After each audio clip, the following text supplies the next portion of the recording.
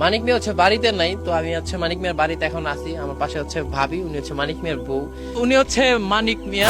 সাদ ইবনে Muadh রাদিয়াল্লাহু তাআলা আনহু একদিন নবীজিকে বলছে, ইয়া রাসূলুল্লাহ, আমি যদি কোনোদিন আমার স্ত্রীকে দেখি পর পুরুষের সাথে 1 মিনিটের জন্য কথা বলছে, আমি আমার তরবারি খাপ থেকে বের করে এক কোপে গর্দান ফেলে দেব।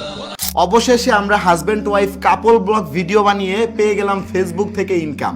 আমরা ইনকাম করছি হচ্ছে কি আপনার 1 মাসে 1,44,000 টাকা। এটা হচ্ছে আমাদের 1 মাসের কাপল ব্লগের ইনকাম। স্বামী স্ত্রীর একান্ত মুহূর্তগুলোকে ভিডিও করে করে মানুষকে দিচ্ছেন, আপনার বউকে মানুষের সামনে উপস্থাপন করছেন।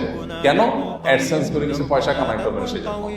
তো এতটুকু লজ্জা যার নাই, সে তার স্ত্রীকে সোশ্যাল মিডিয়াতে তার স্ত্রীর সৌন্দর্যকে সেল করছে কিছু টাকা কামাই করার জন্য। মানুষের চোখের ক্ষুধা মিটাচ্ছে, মানুষের চোখের চাহিদা মিটাচ্ছে, এটা মিটায় সে কিছু টাকা কামাই করছে। এটা হলো নির্লজ্জতার চূড়ান্ত রূপ, সোজা কথা।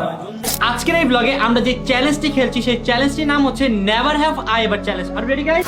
যে আমার স্ত্রী, আমার বউ অন্য কোন পুরুষ দেখবে যে এটা সহ্য করতে পারে, সে আত্মমর্যাদাহীন দায়ুস।